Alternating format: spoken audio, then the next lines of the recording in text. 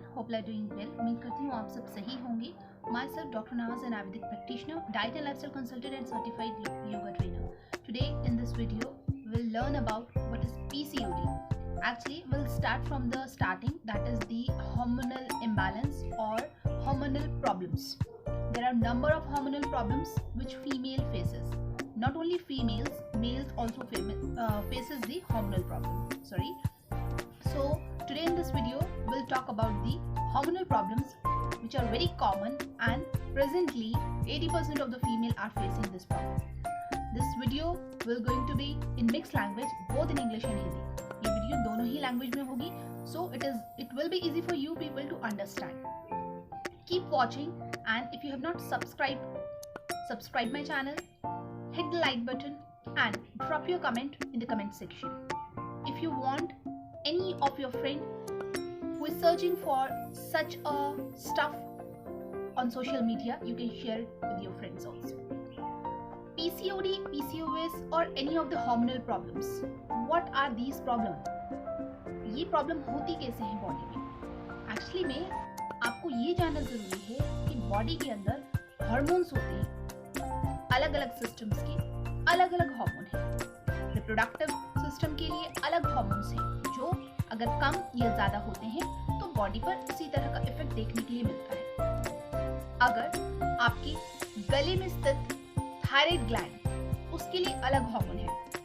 अगर उनकी मात्रा कम या ज्यादा होती है तो आपको थायराइड का प्रॉब्लम होता है। सिंपल जुबान में समझिए तो सिंपल है कि आपकी बॉडी में हार्मोन का स्तर बढ़ता और घटता रहता है, कभी भी एक जैसा स्तर नहीं रहता।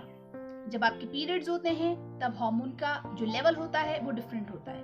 जब आपके पीरियड्स ओवर होते हैं तब हार्मोन का लेवल डिफरेंट होता है। ये कभी भी स्टेबल नहीं होता। ऐसा नहीं है कि एग्जैक्टली स्टेबल होगा, अंडर द रेंज रहता है। It can be sometime high, sometime low, and if you are a healthy person then it will be in equilibrium. It should be in equilibrium. Normal होना जरूरी है, ना ज्यादा होना चाहिए ना ही हद से ज्यादा कम होना चाहिए। अगर हद से ज्यादा कम या हद से ज्यादा बढ़ा हुआ आपका हार्मोन का स्तर है तो आपको प्रॉब्लम्स ही होगी। आज हम बात करेंगे उन हार्मोन्स की जिनके घटने और बढ़ने से आपको प्रॉब्लम्स होती हैं रिप्रोडक्टिव ऑर्गन से रिलेटेड। यूट्रस, गर्भाशय। फीमेल का जो गर्भाशय होता है उसके बहुत सारे पार्ट्स हैं। आप जानते हैं फेलोपियन ट्यूब्स, ओवरी, अंदर की लाइनिंग्स, बहुत सारी चीज हैं। बहुत ज्यादा मेडिकल टर्मिनोलॉजी में नहीं एक्सप्लेन करेंगे, सिंपल जुबान में एक्सप्लेन करेंगे ताकि आप लोगों को इस वीडियो का जो मकसद है वो है आप लोगों को समझाना और बताना, तो वो नॉलेज आप तक पहुंच जाए। कई बार आपकी बॉडी में बहुत लंबे समय से टॉक्सिन्स जो हैं वो जमा होते रहते हैं, बॉडी से फ्लश आउट नहीं होते हैं। जब ये टॉक्सिन्स आपके डिफरेंट ऑर्गन पर अटैक करते हैं और जहां पर भी जाकर डिपॉजिट्स होते हैं वहीं पर आपको प्रॉब्लम होनी स्टार्ट हो जाती है। रिप्रोडक्टिव हेल्थ को ही नहीं इफेक्ट करते हैं, ये आपके किसी भी सिस्टम को इफेक्ट कर सकते हैं। ये आपके लिवर को डैमेज कर सकते हैं, आपकी किडनी को डैमेज कर सकते हैं। और जैसे कि हम बात कर रहे हैं हार्मोनल प्रॉब्लम्स की, तो इस हार्मोनल प्रॉब्लम की वजह से आपको थायराइड हो सकता है, आपको डायबिटीज हो सकता है, और इन फ्यूचर अगर ये लॉन्ग ड्यूरेशन तक चलता ही रहता है तो आपको मल्टीपल हेल्थ प्रॉब्लम्स हो सकती हैं। आपकी बॉडी में कभी भी डायरेक्टली पीसीओडी या पीसीओएस कभी नहीं होता। आपका बॉडी इंडिकेशन देता है। नॉर्मली हमें जब फीवर आता है तो हमारा बॉडी इंडिकेशन साइन देता है कि हमें फीवर आने वाला होता है, हमें सिम्टम्स आने लगते हैं, बॉडी में वीकनेस महसूस होती है, आंखों से पानी जाने लगता है। तो सबकी बॉडी के अलग अलग इंडिकेशंस होते हैं according to your body type. इसी तरह से जब बॉडी में हार्मोनल इम्बैलेंस होता है तो बॉडी अलग अलग साइन देती है। किसी का वजन बढ़ने लगता है, किसी का वजन घटने लगता है, किसी को क्रेविंग होने लगती है, और इन्हीं सब चीज़ों को सिम्टम्स कहते हैं। इसीलिए हार्मोनल इम्बैलेंस के डिफरेंट सिम्टम्स हैं। जब आपका यूट्रस इफेक्ट होता है इससे, दैट मीन्स आपके यूट्रस में कहीं पर जाकर के टॉक्सिन्स का डिपोजिशन होना, जिसको आम बोलते हैं आयुर्वेद में। खाने वाला मैंगो नहीं है, आम, टॉक्सिन्स। सो जब ये टॉक्सिन्स आपके यूट्रस में जाकर के डिपॉजिट होते हैं या यूट्रस की किसी भी पार्ट में जाके डिपॉजिट होते हैं, तो आपको डिफरेंट हार्मोनल प्रॉब्लम्स जो हैं वो हो जाती हैं उस ऑर्गन से रिलेटेड, उस सिस्टम से रिलेटेड। ठीक है, तो हम स्टार्ट करते हैं। ये आपका गर्भाशय है। आपके गर्भाशय में 2 ट्यूब्स हैं जिसको फैलोपियन ट्यूब्स बोला जाता है, और वो फैलोपियन ट्यूब्स की एंडिंग पर जुड़े हैं 2 आपके अंडाशय जो आपकी ओवरीज कहलाती हैं। अब अगर ये टॉक्सिन आपकी दोनों ट्यूब्स में जाकर डिपॉजिट हो जाए तो ब्लॉक्ड फैलोपियन ट्यूब्स की प्रॉब्लम आपको हो सकती है। अगर यही टॉक्सिन्स आपकी बाहर परत या अंदर, ओवरी के अंदर या बाहर डिपॉजिट हो जाए तो इससे आपको सिस्टिक फॉर्मेशन अपीयरेंस दिखाई देगा जब आप अल्ट्रासाउंड कराते हैं। अब क्या बात है, 2 कंडीशन है, या तो आपकी एक ओवरी पर सिस्ट होगी तो इसको ओवेरियन सिस्ट कहा जाएगा। अगर दोनों ओवरीज, दोनों अंडाशयों पर सिस्ट होगी तो इसको पीसीओडी या पीसीओएस कहा जाएगा। ये जानना भी जरूरी है कि पीसीओडी और पीसीओएस दोनों ही अलग कंडीशन है। ये स्टेजेस में होता है, कभी भी किसी को डायरेक्टली पीसीओडी पीसीओएस नहीं होता, ये जानना भी आपके लिए जरूरी है। पहले आपकी बॉडी में हार्मोनल इम्बैलेंस होगा। हार्मोनल इम्बैलेंस होने के बाद आपकी बॉडी में ओवेरियन या तो सिंगल ओवरी पर सिस्ट होता है, और अगर उसे देखा ना जाए तो हो सकता है मैच्योर फॉर्म में दोनों ही ओवरीज पर कई बार सिस्ट हो जाती हैं, बट दोनों ही इमेच्योर होती है। या अगर मैच्योर फॉर्म में एक ओवरी पर सिस्ट हो रही है तो अगर लेफ्ट पर हो रही है तो राइट ओवेरियन सिस्ट कहलाएगा, अगर लेफ्ट पर हो रही है तो लेफ्ट ओवेरियन सिस्ट कहलाएगा, और अगर दोनों पर हो रही है तो पॉलीसिस्टिक ओवेरियन डिजीज कहलाएगा। अब पीसीओडी तो पता लग गया है क्या होता है, पीसीओएस क्या होता है? पीसीओएस का मतलब है polycystic ovarian syndrome. Syndrome word का मतलब ही अपने आप में ये है कि आपकी बॉडी में मल्टीपल हेल्थ प्रॉब्लम्स हो रही हैं। अब बॉडी के अंदर सिस्ट तो हो ही गई हैं दोनों ओवरीज पर, बट साथ में आपको और भी हेल्थ इश्यूज हो गए हैं क्योंकि आपका हार्मोन इम्बैलेंस एक्सेस में हो गया है बॉडी के अंदर। थायराइड हो गया है, टाइप 2 डायबिटीज हो गया है, ओबेसिटी हो गया है, एलोपेशिया हो गया है, हिर्सुटिज्म हो गया है। स्टार्ट करते हैं टाइप 2 डायबिटीज। जब भी आपको पीसीओडी पीसीओएस की कंडीशन में, पीसीओडी की कंडीशन में प्रॉपर ट्रीटमेंट नहीं मिलता तो आप लैंड अप करते हैं पीसीओएस की कंडीशन में, और आपको हाई रिस्क फैक्टर रहता है टाइप 2 डायबिटीज होने का। टाइप 2 डायबिटीज के साथ साथ जरूरी नहीं है हर पेशेंट में सेम प्रॉब्लम्स आए। कई बार टाइप 2 डायबिटीज नहीं होता, आपको सिर्फ और सिर्फ इंसुलिन इन रेजिस्टेंस होकर के आपको पता लगता है कि आपकी बॉडी में इस तरह की प्रॉब्लम हो रही है। ठीक है, तो बहुत सारे लोग कहते हैं ना कि पीसीओडी पीसीओएस के टाइप है। एक्चुअली ये टाइप्स जो हैं ये डिपेंड करता है कि आपकी बॉडी में कौन सा सिम्टम आ रहा है उसके अकॉर्डिंग, या आप आपका हार्मोन कौन से वाले ऑर्गन से रिलेटेड आपके हार्मोन जो है डिस्टर्ब हुए हैं ज़्यादा। ठीक है, तो चलिए, अगर इंसुलिन गड़बड़ हो रहा है तो जाहिर सी बात है आपको डायबिटीज़ वाला इशू आएगा। अगर आपकी थायराइड ग्लैंड से रिलेटेड हार्मोन डिस्टर्ब हो रहे हैं तो आपको थायराइड का प्रॉब्लम आएगा। अगर आपका स्कैल्प का नरिशमेंट नहीं हो रहा है तो आपको एलोपेशिया का प्रॉब्लम आएगा। अगर आपका स्किन में टॉक्सिन ज़्यादा डिपॉजिट हो रहे हैं तो आपको स्किन पर पिगमेंटेशन, डार्कनिंग ऑफ स्किन, या स्किन किसी तरह की एलर्जी या एक्ने, इस तरह की प्रॉब्लम्स आएंगी। तो डिपेंड करता है आपकी बॉडी में जो दुष्टि हो रही है वो किस लेवल पर हो रही है, उसी के अकॉर्डिंग आपका डॉक्टर आपको बताता है कि आपको कौन से टाइप का पिकॉस या पिकॉर्ड है। तो जानकारी लेना इज इम्पॉर्टेंट, बट जानकारी लेने के बाद ये जानना जरूरी है क्या ये प्रॉब्लम ठीक हो सकती है। पीसीओडी या पीसीओएस या कोई भी हार्मोनल प्रॉब्लम 101% क्योरेबल है। जी हाँ, वो इसलिए क्योंकि हार्मोनल प्रॉब्लम्स ठीक उसी तरह से हैं जैसे एक गाड़ी होती है और उसमें कोई खराबी आती है और जब आप उसकी सर्विसिंग करते हैं तो वो ठीक हो जाती है। आपकी बॉडी भी एक गाड़ी के समान है और उसमें जिस तरह से आप फ्यूल डालते हैं उसी तरह से हार्मोन्स हैं। जब वो अप टू द मार्क रहते हैं तो आपकी बॉडी सही से चलती है। जब उसमें कोई घटाव या बढ़ाव हो जाता है तो आपकी गाड़ी में कुछ ना कुछ, जिस तरह गाड़ी में दिक्कत आती है उस तरह आपकी बॉडी में भी दिक्कत आती है। तो आपको अपनी बॉडी की भी सर्विसिंग करते रहना ज़रूरी है।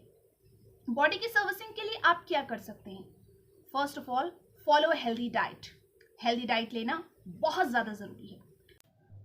पीसीओडी पीसीओएस के होने पर कुछ कॉमन प्रॉब्लम्स जो सभी फीमेल्स में देखी जाती है लगभग, बट ऐसा नहीं है कि सब में एक जैसी प्रॉब्लम देखी जाएगी। सबसे पहले हार्मोनल इम्बैलेंस होने की वजह से आपका वजन, ओबेसिटी, वजन घटने या बढ़ने लगता है। जरूरी नहीं है कि बढ़ेगा ही, घट भी सकता है। दूसरा, आपके पीरियड्स की साइकिल डिस्टर्ब हो जाती है। इसका बहुत बुरा इम्पैक्ट पड़ता है आपके पीरियड्स पर। आपके पीरियड्स की साइकिल या तो बहुत लंबी या बहुत शॉर्टन अप हो जाती है।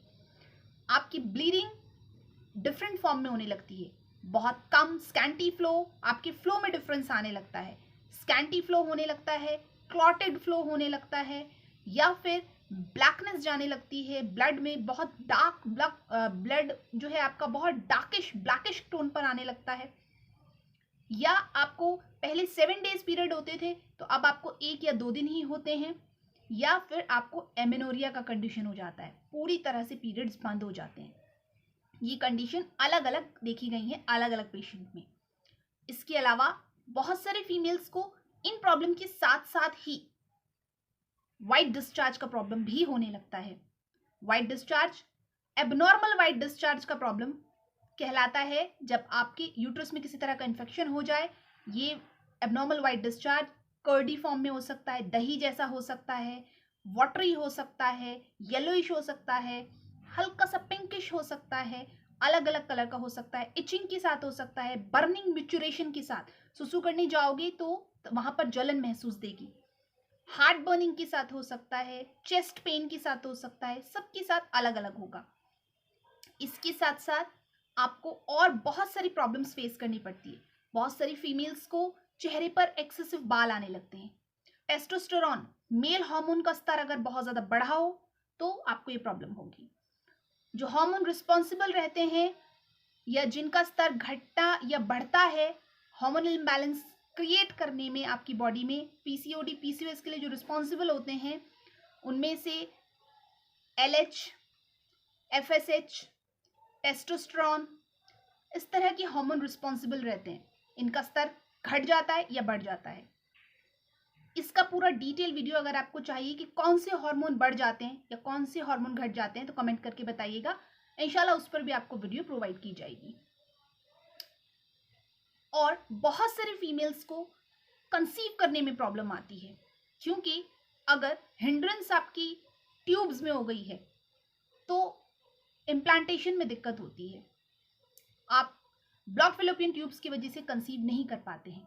अगर हिंड्रेंस आपकी ओवरीज पर हो गई है, मतलब सिस्ट, ये हिंड्रेंस टॉक्सिन्स हैं और ये किसी तरह की ओवरीज पर अगर आपके डिपॉजिट हो गई है तो आपके पीरियड्स को भी हैम्पर करता है, पेन होता है, आपको एब्डोमिनल पेन होने लगता है। और यही हिंड्रेंस अगर आपके यूट्रस के अंदर की लाइनिंग्स पर हो गई है तो ये फिब्रॉइड कहलाता है। अलग अलग प्रॉब्लम होती है। अगर आपके बच्चेदानी की मुंह पर, सर्विक्स पर हो जाए तो ये नेबोथियन सिस्ट कहलाता है। घबराना आपको बिल्कुल नहीं है, अपना देखभाल करेंगे, प्रॉपर ट्रीटमेंट लेंगे तो ये सभी प्रॉब्लम्स सॉल्व हो सकती हैं। वीडियो को एंड तक ज़रूर देखें, क्योंकि अधूरी जानकारी लेकर के आप कभी भी सही नतीजे पर नहीं पहुंच सकते हैं।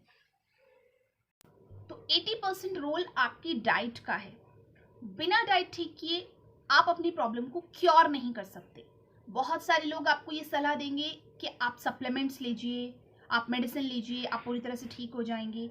वो सिर्फ मैनेजमेंट करने में तो हेल्प आउट करेंगे, क्योरेंस में कभी हेल्प नहीं करेंगे।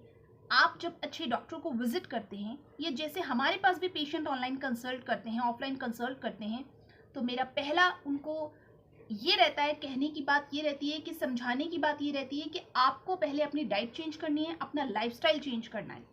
खाना छोड़ना नहीं है, खाना खाना है, और सही समय पर खाना खाना है, और सही खाना चुन के खाना है कि आपको क्या खाना है। ठीक है, आप बहुत सारी वीडियोस देखते हैं, बहुत सारी चीज़ें देखते हैं, बट कहीं ना कहीं कोई ना कोई क्वेश्चंस रह जाता है कि बहुत कॉमन चीज़ें हैं कि दूध लेना है या नहीं लेना है, आटा रोटी चावल खाना है या नहीं खाना है, ग्लूटेन फ्री, डेयरी फ्री, इस तरह की बहुत सारी वीडियोस आपने देखी होगी। सबकी बॉडी के अकॉर्डिंग सबके लिए रूल्स अलग होते हैं। सभी पिकॉस पेशेंट के लिए ऐसा नहीं है, पिकॉट पेशेंट के लिए ऐसा नहीं है कि आपको ग्लूटेन फ्री होना पड़े। अगर आपका वजन बहुत तेजी से बढ़ रहा है तो ऐसे में दूध से बनी चीज़ें आपको अवॉइड करनी चाहिए या रिड्यूस कर देनी चाहिए। अगर आपका वज़न कम होता है तो आपको दूध से बनी चीज़ों को रिड्यूस करने की ज़रूरत नहीं है, आप नॉर्मली उनको ले सकते हैं। कोशिश करें कि आप प्लांट बेस्ड मिल्क लें, कोशिश करें कि आप गाय का दूध लें, कोशिश करें कि आप पूरी नींद लें। नींद का इम्पॉर्टेंट रोल है। अगर आप प्रॉपर स्लीप नहीं लेते हैं तो आपकी प्रॉब्लम और वर्सन अप हो जाती है, क्योंकि आपकी बॉडी की एक बायोलॉजिकल क्लॉक है। अगर वो खराब हो जाती है तो फिर लाइफ में बहुत सारी प्रॉब्लम्स आती हैं। इसीलिए टाइम पर सोना, टाइम पर उठना, टाइम पर घूमने जाना, सोशल होना बहुत इम्पॉर्टेंट है। फिजिकल वर्कआउट, बहुत सारे लोग कहते हैं बिना फिजिकल वर्कआउट के भी आप अपने आप को हेल्दी बना सकते हैं। ये नामुमकिन है, क्योंकि अगर आपको मल्टीपल हेल्थ प्रॉब्लम्स हैं तो आपको अपने आप को किसी ना किसी टाइप के फिजिकल वर्कआउट में इन्वॉल्व करना ही होगा। जैसे कि मैंने आपको बताया, बॉडी एक गाड़ी के समान है। गाड़ी को अगर चलाओगे नहीं, सिर्फ पेट्रोल भरते रहोगे, तो उसमें तो खड़े खड़े जर लग जाएगा ना। तो इसी तरह आपकी बॉडी है, उसको वर्क कराना, उसको चलाना बहुत ज़रूरी है। इसीलिए हम अपने पेशेंट्स को ट्रीटमेंट जो प्रोवाइड करते हैं वो 3x ट्रीटमेंट प्रोवाइड करते हैं, और आयुर्वेद भी इसी की सलाह देता है। आहार, विहार और चिकित्सा। आहार, द फूड यू टेक। विहार, socialism, workout, all these come in vihar. चिकित्सा, proper medication. Proper medication बहुत important है। 80% role is of ahar and vihar, and rest 20% role is of medicine. If you are suffering from any fertility issue, PCOS, any health issue, don't forget to connect with me. I can help you to cure your problems. In fact, we provide complete treatment package, and our services are available globally. See you soon in the next video. Till then, take care. Bye bye.